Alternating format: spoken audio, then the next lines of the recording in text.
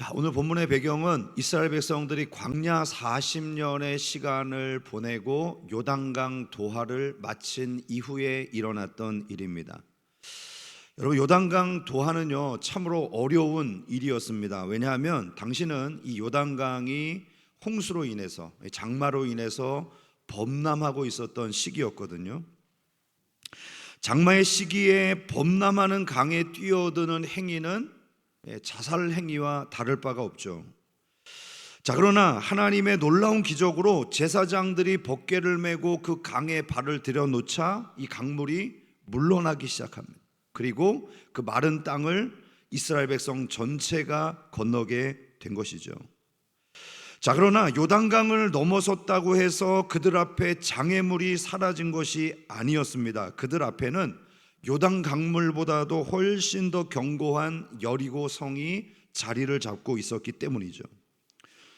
여러분, 우리가 인생을 살아가다 보면 큰 꿈을 꾸고 도전을 하지만 그 꿈을 이루기에는 너무나도 부족한 자신을 발견할 때가 있잖아요. 나는 너무 부족한데 계속해서 벽이 겹겹이 우리의 삶 앞에 놓여 있는 것이죠. 이 장애물만 잘 넘어가면 이제는 더 이상 벽이 없겠다라고 생각했는데 결정적인 순간에 꼼짝달싹할 수 없는 그런 상황을 우리가 만나게 됩니다. 이 대학생 선교회 CCC라고 하는 선교회가 지금도 있는데요, 이 CCC를 창립한 빌 브라이시라고 하는 창립자가 있습니다. 이 사람이 이런 이야기를 했어요. 신앙생활은 어려운 것이 아니라 불가능한 것이다. 자, 이 말이 뜻하는 바가 뭔가요? 우리가 신앙생활을 지켜낸다는 것은 단순히 어려운 정도의 여정이 아니라 사실은 우리 편에서는 감당하기 불가능한 일이라는 것이죠. 내 힘으로 발버둥 쳐서는 근본적으로 이 신앙을 지켜내기가 불가능하다는 뜻입니다. 가나안 땅이 꿈이었던 이스라엘 백성들이 지금 여리고 앞에 멈춰 있습니다. 절망적인 절벽이죠. 우리의 인생 가운데도 이런 벽에 부딪힐 때가 있습니다. 어떤 목사님이 세계 선교의 비전을 가지고요 교회를 개척을 했어요. 한 10년이 넘어졌습니다. 열심히 복음을 전하고 또 선교들을 양육하고 했는데 30명이 넘어가지 않아요. 10년을 쏟아부었는데, 아니 세계 선교의 비전을 가지고 우리 교회가 세계에 선교를 하겠다는데 지금 한국 선교도 잘 되지 않는 거예요. 내가 이 비전이 맞나? 이 목회가 맞는 것인가? 하나님께서 내게 주신 비전을 내가 이룰 수나 있을까? 불가능해 보입니다. 어떤 권사님은 시집 온 지 40년이 넘는 세월 동안 남편 구원을 위해서 기도했지만 남편은 꿈쩍도 하지 않습니다. 그래서 절망적입니다. 40년 동안이나 기도하고 복음을 전하고 섬겼는데 교회 나올 마음이 없다면 내 남편은 이번 생애에는 글렀는가 보다, 이 생각을 하게 되는 거죠. 근데 더 절망적인 것은 그동안 자신을 따라서 열심히 교회를 나오던 자식들도 이제는 교회에서 점점 멀어지고 있는 현실을 볼 때 절망의 벽에 부딪히게 되는 것이죠. 어느 집사님은 하나님 앞에 물질로 크게 쓰임을 받는다는 비전을 얻었습니다. 그래서 조그마하지만 독립회사를 설립을 했습니다. 열심히 비즈니스를 하고요, 물건을 개발하고요, 주어진 삶에 최선을 다해서 달려갔습니다. 왜요? 하나님 주신 비전이 있으니까. 이거 내가 잘 먹고 잘 살자는 거 아니에요. 하나님의 일을 하기 위해서 이 사업체를 운영하는 거야. 얼마나 멋진 비전입니까? 그런데 최근 코로나를 겪으면서 회사가 큰 어려움에 부딪히게 된 것입니다. 더 이상 회사를 운영할 능력도 없고 더 이상 앞으로 나가는 것이 불가능해 보이는 상황을 만난 것이죠. 육신의 질병 때문에 이러다가 내가 이 생을 마감하는 것은 아닌가 하는 사람들, 이웃 사람들에게 앞에 인정을 받으며 화목하게 지내고 싶은데 소중한 사람들이 내 곁을 떠나가는 경험을 하는 그런 사람들. 나는 왜 성질머리가 이런가? 나하고 만나는 사람마다 다 싸우고 나는 화목할 수 없는 사람인가? 가정의 행복을 원했지만 왜 내 가정 안에는 늘 싸움과 반목과 고통의 불씨가 일어나는가?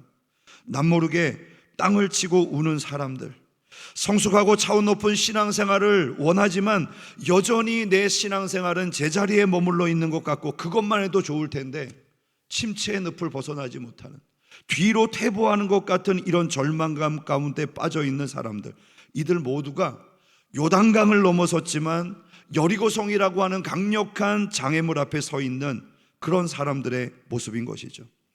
한 고비 잘 넘겨왔는데 또 다른 고비 앞에서 무너지고 좌절하는 이런 인생들.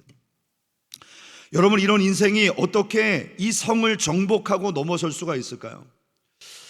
성공하는 사람들에 대한 책을 썼던 이 스티븐 코비라고 하는 사람이요, 이런 이야기를 했습니다. 사물과 사건을 볼 때 자신의 시각과 관점, 자신의 믿음과 경험, 자신의 패러다임을 가지고 보는 사람은 성공할 수가 없다. 그건 뭐냐면 내 한계를 넘어선 관점과 도전을 해야만 가능하다는 것입니다. 성공하는 사람이 되려면 성공적인 시각을 갖고요, 성공적인 믿음을 갖고 성공적인 가치관을 가져야 한다는 것이죠. 그런데 아무리 우리 자신을 둘러봐도, 살펴봐도요, 내 안에는 그런 것이 없어요. 그렇다면 어떻게 해야 될까요? 우리에게서 소망을 찾지 말고 우리를 넘어서신 하나님을 봐야 하지 않겠습니까? 그러므로 우리에게 필요한 것은요, 바로 우리의 시각은 속히 내려놓고 하나님의 관점을 장착하는 것입니다. 오늘 본문은 우리 믿음의 사람들로 하여금 하나님께서 어떻게 그 비전과 꿈을 이루어 가시는가를 보여주는 장면입니다. 그 앞에 놓인 장애물과 문제의 견고한 진을 정복하도록 어떻게 하나님께서 도와주시는가, 오늘 이 말씀을 살피는 중에 우리의 한계를 뛰어넘어 역사하시는 하나님을 바라볼 수 있기를 소망하고, 그 하나님과 더불어 놀라운 승리의 경험이 있는 우리 인생이 될 수 있기를 소망합니다. 먼저 오늘 여리고성 앞에 있었던 이스라엘 백성들의 상황을 좀 되짚어 보겠습니다. 자, 이스라엘이 여리고성의 견고함에 기가 눌리고 있는 그 시점에 과연 가나안 사람들은 뭘 하고 있었을까요? 오늘 본문 1절 말씀을 보실까요? 요단 서쪽의 아모리 사람의 모든 왕들과 해변의 가나안 사람들의 모든 왕들이 여호와께서 요단물을 이스라엘 자손 앞에서 말리시고 우리를 건너게 하셨음을 듣고 마음이 녹았고 이스라엘 자손들 때문에 정신을 잃었더라. 여러분, 사실 이스라엘 백성들의 두려움 못지않게 더 강한 두려움에 사로잡혀 있었던 사람들이 가나안 사람들이었어요. 이스라엘이 그걸 잘 몰랐을 뿐이지. 여러분, 우리가 예수 그리스도 안에 있음으로 인하여 느끼는 두려움은요, 그리스도 밖에 있는 사람들이 느끼는 두려움에 비하면요, 그건 두려움 축에도 못 들어요. 그렇잖아요. 그러므로 우리는 예수님 안에서 어떤 믿음을 가지고 살아가야 될 것인가를 선택해야 합니다. 가나안 사람들은요, 정신을 잃을 정도로 기가 죽어 있었어요. 자, 그렇다면 여기서 한 가지 생각을 해봅시다. 이게 전쟁을 해야 되는 전략적인 측면에서 본다면요, 지금이 여리고성을 공략할 수 있는 절호의 기회 아닌가요? 자, 그렇다면 여호수아가 지금 해야 될 일은 뭡니까? 적의 공격에 대비해서 어떤 교두보를 확보하거나 전쟁에 나갈 준비를 하는 것이죠. 자, 그런데 여러분, 여호수아 5장을 읽어보면 아무리 살펴봐도 여호수아가 이런 전략을 짰다는 내용이 단 한 군데도 없어요. 전쟁을 준비하자는 그런 모임이 단 한 군데도 없습니다. 자, 그러면 여호수아는 몰라서 그랬다고 칩시다. 하나님은 아시잖아요. 하나님은 지금 가나안 전역이 얼마나 두려움에 떨고 있는지 정신이 없다는 걸 아시잖아요. 그러면 하나님께서라도 당장 진격해라, 걱정하지 말고 나가라, 이렇게 말씀하실 법한데 하나님도 아무 말씀을 안 하세요. 왜 그랬을까요? 왜 하나님께서는 여리고성을 향해 진격하라고 말씀하지 않은 걸까요? 그것은 이스라엘이 아직도 여리고를 정복할 만한 준비가 되어 있지 않다고 생각하셨기 때문이죠. 하나님께서는 여리고성을 점령하기 전에 먼저 이스라엘 백성들이 해결해야 될 문제가 있다고 여기셨습니다. 그게 뭘까요? 오늘 본문 2절과 3절이거든요. 그때에 여호와께서 여호수아에게 이르시되 너는 부싯돌로 칼을 만들어 이스라엘 자손에게 다시 할례를 행하라 하시매 여호수아가 부싯돌로 칼을 만들어 할례산에서 이스라엘 자손에게 할례를 행하니라. 여러분, 그때에 이렇게 오늘 2절이 시작을 하는데 그때가 언제죠? 이스라엘 백성들이 요단강을 막 건너고 난 후, 가나안 사람들이 이스라엘 백성들의 이 요단강 도하의 소식을 듣고 정신을 잃고 혼비백산하던 바로 그때, 가장 공격하기 좋은, 이스라엘 백성들은 어쩌면 기적을 경험했기 때문에 전쟁에 나갈 수 있는 상황이었고, 가나안은 정신을 잃었기 때문에 이 전쟁에 대비할 수 없는 가장 전략적으로 중요한 그 순간에 우리 하나님이 부싯돌로 칼을 만들어서 할례를 행하라고 말씀하셨다는 것이죠. 여러분, 이게 얼마나 황당한 말씀인지 아세요? 할례라는 것은 남자의 생식기 표피를 잘라내어서 하나님의 백성이 되었다는 표식을 갖는 의식입니다. 지금 주위에는 온통 적들이 포진해 있습니다. 그러면 나무를 꺾어서 활을 만들고 녹슨 칼날을 갈아내고 바위에 돌창을 문질러서 전의를 불태워야 하는 시점에 부싯돌로 수술을 하라는 거예요. 할례 수술을 하라는 거예요. 여러분, 이것은 일종의 자살 행위와 다를 바가 없죠. 왜 그렇습니까? 이 할례를 받게 되면요, 남자가 적어도 일주일 동안은 고통 때문에 전투력을 상실해요. 아무것도 못해요. 물론 하나님의 백성이 성민으로서 중요한 표식을 갖는 예식이 당연히 중요하죠. 그런데 왜 하필이면 지금이냐는 거예요. 지금 도망갈 수도 없잖아요. 뒤에 요단강이 범람하고 있는데 다시 강을 넘어가겠습니까?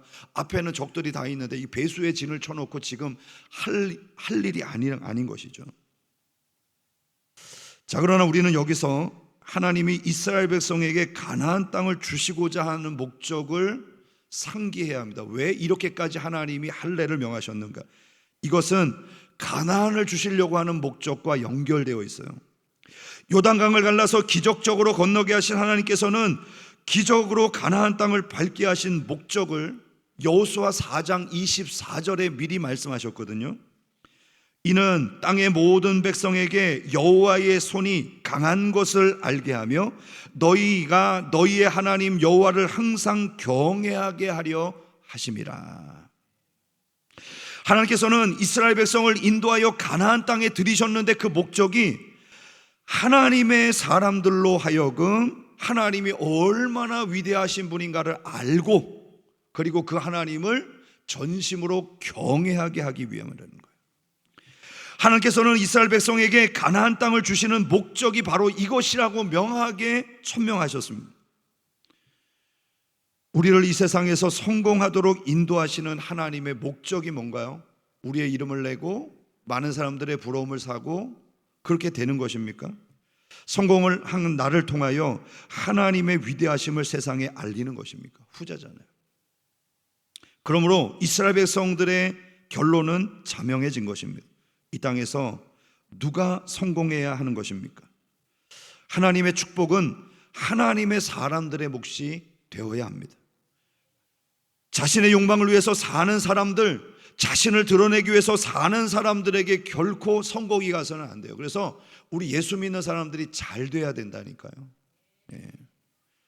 하나님의 성공 이전에 우리가 이 성공에 합당한 사람들이 되어야 합니다. 즉 이스라엘이 정말 무너뜨려야 될 거는요, 앞에 있는 여리고성이 아니라 그들 안에 자리 잡고 있었던 여리고성에서. 왜 너희들이 지금 가나안 땅에 들어와 있는지 아니?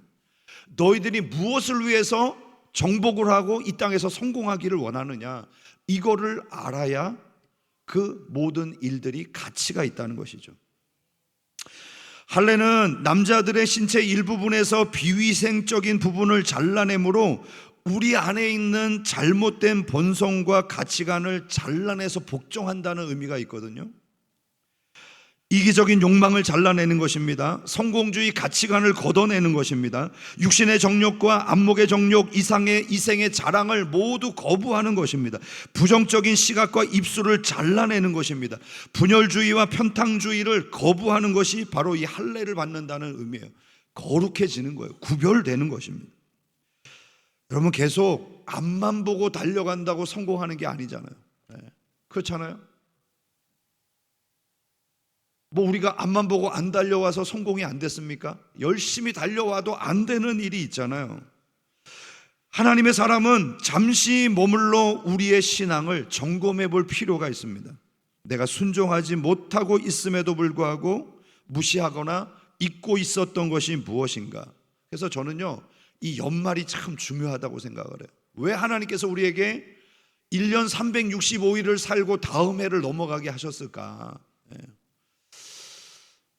지구가 공전을 하니까 1년에 한 바퀴 공전하니까 이렇게 하라. 아니, 그러면 왜 공전이 꼭 365일이어야 돼요? 400일도 될 수 있고 500일도 될 수 있잖아요. 근데 적어도 1년 한 번에 이 시간들 동안 자신을 좀 점검해보고 넘어가라고. 그래서 이 11월 12월이 되면 계속 얘기하잖아요. 올 한 해를 잘 마무리해 봅시다. 희망찬 새해를 준비하여 맞이해 봅시다. 계속 얘기하잖아요. 그래서 그 시간 동안 좀 돌아보면서 칼날을 가는 거죠. 휴식의 시간을 갖고 다시 한번 자신을 점검하고 나아갈 수 있는 그런 기회를 만들어 가는 것입니다. 이것이 오늘 할례의 의미예요. 자를 것을 자르고 일어설 때에 하나님께서 그들에게 무엇이라 말씀하셨나요? 9절을 보실까요? 여호와께서 여호수아에게 이르시되 내가 오늘 애굽의 수치를 너희에게서 떠나가게 하였다 하셨으므로 그곳 이름을 오늘까지 길갈이라 하니라. 자, 여기서 중요한 것이 있어요. 애굽의 수치가 물러가게 하셨답니다. 자, 그러면 우리가 이런 생각을 해볼 수 있잖아요. 이들이 광야에서 할례를 행할 수 없었기 때문에 그동안 무할례자로 살았단 말이에요. 그러면 몸에 하나님의 백성의 표식을 가지고 살지 못했네요. 그러면 무할례자의 수치일 수 있잖아요. 그들의 삶에 가장 수치스러웠던 시간은 지난 40년의 세월이잖아요. 집도 없이 광야의 생활을 살았단 말이에요. 그 시간 동안 자신들의 불순종했던 조상들이 죽어나가는 그 인생의 경험들을 했단 말이에요. 그러면 광야의 수치가 더 맞지 않습니까? 무할례자의 수치, 불순종의 수치가 맞을 텐데 하나님은 그 먼 옛날 애굽의 수치가 물러갔다고 말씀하고 계십니다. 왜 이렇게 하셨을까? 아마도 하나님께서는 이 할례를 행하기 전까지 이스라엘 백성들이 아직 애굽을 탈출하지 못한 존재였다고 보신 것 같아요. 육신은 애굽을 탈출해서 광야에 있지만 이들은 여전히 애굽에 있었어요. 왜요? 마음이 애굽에 가 있었잖아요. 사건만 터지면 애굽으로 돌아가자. 우리가 광야에서 죽을 일이 뭐가 있냐? 거기 가면 고기가 있잖아, 마늘이 있잖아, 평안한 집이 있고 삶이 보장되어 있잖아. 우리 모세 죽이고 다시 애굽으로 돌아가자. 계속해서 가지고 있어요. 야, 이렇게 자유인으로 고생을 당하느니 노예로 살았던 삶이 훨씬 더 행복했어. 그때로 돌아가자. 노예 근성을 버리지 못했어요. 여러분, 그들은 계속 노예일 뿐이었습니다. 이스라엘이 할례를 행하고 나자 더러움을 자르고 난 이 예식을 하자 하나님은 너희들이 진정한 애굽에서의 떠나온 해방자임을 선언해 주신 것입니다. 자기 멋대로 할 수 있다고 해서 진정한 자유인이 아닌 것이죠. 오히려 자유인이 아니라 죄의 종일 뿐입니다. 자유인은 죄를 거절할 수 있는 능력이 있는 사람이 자유인이에요. 이스라엘 백성들이 지금 뭐 한 거예요? 하나님, 지금 전쟁터 한복판에서 수술을 하라고요? 하나님, 지금 이 어려운 상황 속에서 지금 저들이 쳐들어오면 어떡합니까? 이런 생각을 다 내려놓고 하나님 하라고 하면 해야지. 순종하고 자신들의 죄악의 상징 표피를 잘라냈을 때, 야, 너희들이 순종하는 거 보니까 진짜 자유인이야. 너희들의 생각을 내려놓고 순종하는 거 보니까 니들이 정말 애굽에서 해방되었구나. 오늘로써 애굽의 모든 수치가 너희들로부터 물러갔다 선언해 주신 것이죠. 그렇습니다. 우리는 사탄의 유혹을 정복할 힘을 가질 때 세상을 정복할 수 있습니다. 세상의 가치관을 거절할 능력이 있을 때 하나님 나라의 가치와 비전을 구현할 수가 있습니다. 그래서 애굽의 수치가 반드시 물러가야 돼요. 저는 오늘 이 자리에 있는 우리 모두가 그런 애굽의 수치가 물러감으로 인하여 하나님의 영광이 다가오는 역사가 있기를 주님의 이름으로 축복합니다. 자, 이스라엘이 할례를 행했습니다. 그 다음에 무엇을 해야 될까요? 이제 하나님 백성으로서의 표식을 가졌으니까 하나님 백성답게 살아야 되지 않겠어요? 그래서 하나님이 명하신 두 번째 명령이 유월절을 지키라는 거예요. 구원받은 백성들이 뭐 하는 거예요? 하나님 안에서 음식을 나누는 거예요. 10절 말씀을 보시면 또 이스라엘 자손이 길갈에 진쳤고 그달 14일 저녁에는 여리고 평지에서 유월절을 지켰으며. 자, 유월절은 이스라엘의 해방절입니다. 애굽으로부터 나올 때 유월절을 지켰거든요. 그래서 유월절을 지키면서 애굽에서 나온 것, 이것은 우리가 구원받은 사건과도 연관되어 있는 중요한 예식이죠. 야, 우리가 애굽에서 나와서 승리했다. 해방잔치, 광복잔치, 승리의 잔치가 바로 유월절입니다. 자, 이스라엘 백성들이 지금 뭐를 앞두고 있어요? 여리고와의 전쟁을 앞두고 있어요. 그런데 이들이 뭘 하고 있어요? 잔치부터 하고 있어요. 왜? 승리는 정해졌으니까. 그러니까 전쟁하기 전에 벌써 승리의 잔치부터 하는 거예요. 얼마나 행복하겠어요. 그러므로 그들은 여리고와의 싸움을 위해서 간 것이 아니었습니다. 하나님께서 싸우는 전쟁을 보러 간 거예요. 여리고 성을 왜 갔어요? 하나님 어떻게 싸우나 보러 간 거예요. 자기들이 싸우러 간 거 아니에요. 그러니까 여리고를 점령하는 일은 축제이지 전쟁이 아니었던 것이죠. 하나님의 승리와 축복을 확인하러 가는 것이 바로 전쟁입니다. 우리의 신앙도 이와 동일한 여정을 가는 것이죠. 우리가 구원받은 하나님의 자녀가 확실하다면요, 우리 신자들의 삶은 예수님의 승리를 날마다 확인하는 여정이에요. 물론 불안하긴 하죠. 여리고성 돌다가 누가 돌 던지면 어떡해요? 갑자기 성문 열고 뛰쳐나오면 어떡해요? 이런 불안함이 있죠. 그런데 승리하잖아요. 결론은 정해져 있잖아요. 아멘이십니까? 그래, 결론은 정해져 있어요. 비록 가다가 넘어지고 실패도 하고 다 끝난 것처럼 보이지만 결론은 승리입니다. 자, 오늘 오전에도 언급했듯이 요한복음 16장 33절은 말씀하잖아요. 내가 세상을 이기었노라. 이길 것이다가 아니죠. 이미 이겼다 말씀하십니다. 여러분 모두가 이 예수 그리스도의 승리에 동참하는 우리 모두가 될 수 있기를 축복합니다. 승리를 믿는 것이 신앙이죠. 자, 이런 신앙이 감격을 더하는 것입니다. 여호수아는 바로 이런 확신이 있었기 때문에 승리는 이제 우리의 것이다. 잔치하자. 유월절 잔치. 믿음은 바라는 것들의 실상이요 보지 못하는 것들의 증거라 했으니 우리가 승리를 확신한다면 승리는 따놓은 당상이다. 그러니 잔치부터 하자. 바로 그것을 증명하는 잔치를 벌린 것입니다. 놀라운 일 아닌가요? 천국의 승리를 성취하는 역사, 이것이 바로 신앙의 삶인 것입니다. 그러므로 앞으로 일어나게 될 여리고의 무너짐은 승리를 확신하는 믿음에 자연스럽게 따라온 결과일 뿐이에요. 우리는 유월절에 믿음으로 믿음을 지키고 또 이스라엘의 모습을 이렇게 보면서 여리고의 승리도 가나안의 정복도 확실하게 이루어질 것이라고 예견할 수 있는 것이죠. 물론 우리가 역사적인 결말을 가지고 있기 때문에 믿어 의심치 않지만 이 상황만 보더라도 이 가나안 정복 되겠는데, 이 불가능이 이루어지겠는데 예견할 수 있단 말이죠. 그러므로 가나안의 전쟁은 사실 이스라엘의 전쟁이 아니라 하나님의 전쟁이었어요. 하나님이 싸우시는 전쟁이었어요. 애굽의 바로와 하나님께서 싸우셨듯이 바로 그 싸움의 절정이 유월절이었던 것처럼 이제 가나안 땅에서도 하나님이 싸우시고 그 승리의 절정을 이스라엘 백성들에게 안겨주실 것입니다.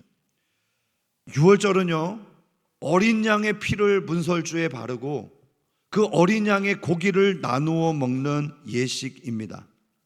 그러므로 6월절은 애굽으로부터 우리는 이겼다라고 하는 선포식이었습니다. 6월절을 상징하는 이 십자가 또한 우리의 승리의 보증이 되는 사건이죠. 어떻게 하나님의 백성들이 이 험한 세상을 살아가면서 하나님의 승리를 누릴 수가 있습니까? 그것은 예수 그리스도를 먹고 마시는 거예요. 십자가 위에서 찢기신 그 살을 먹고 십자가 위에서 흘리신 그 놀라운 보혈의 피를 마시는 거죠. 우리가 성만찬을 하는 이유가 그거를 기념하는 예식이잖아요. 성공을 향하여 전진하기 전에 예수님을 먹고 마시는 이 은혜를 누려야 하는 것입니다. 주님의 사람들은 다른 것 갖고 성공하는 것이 아니에요. 다른 것 가지고 성공하면요, 성공한다 할지라도 그 성공은 아무 가치가 없습니다. 하나님이 인정해 주지 않는 성공입니다. 주님께서 찢으신 살, 주님께서 흘리신 피를 통해서 우리는 성공이라는 여리고를 정복해야 하는 것입니다.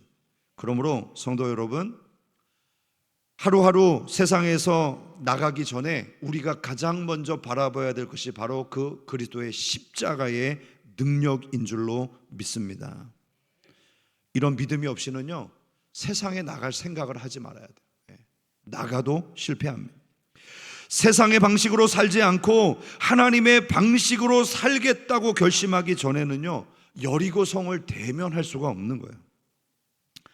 자녀를 둔 우리 성도 여러분, 자녀들에게도 이 사실을 분명히 가르쳐야 됩니다. 야, 너가 열심히 노력해서 공부하고 좋은 대학 가고 직장 취직하는 거는 그거는 분명히 한계가 있어. 그거는 뛰어나게 이루었다 할지라도 하나님 앞에 의미 없는 인생일 뿐이야. 너는 먼저 하나님을 의지하는, 너 속에 세상을 의지하고 세상을 따라가려고 하는 그 여리고성을 무너뜨릴 때 진정한 승리자가 될 수 있다는 것을 가르쳐 줘야 합니다. 성공 이전에 내가 하나님의 사람인가를 확인해야 합니다. 여러분 자녀들이 마음의 할례를 받았는가를 먼저 확인해 보아야 합니다. 예수 그리스도를 먹고 마시는 구원의 잔치에 참여한 경험이 있도록 세워야 합니다. 이것이 없이는 여리고성 앞에 덤벼들면 안 되는 거예요. 승리할 수가 없는 거예요.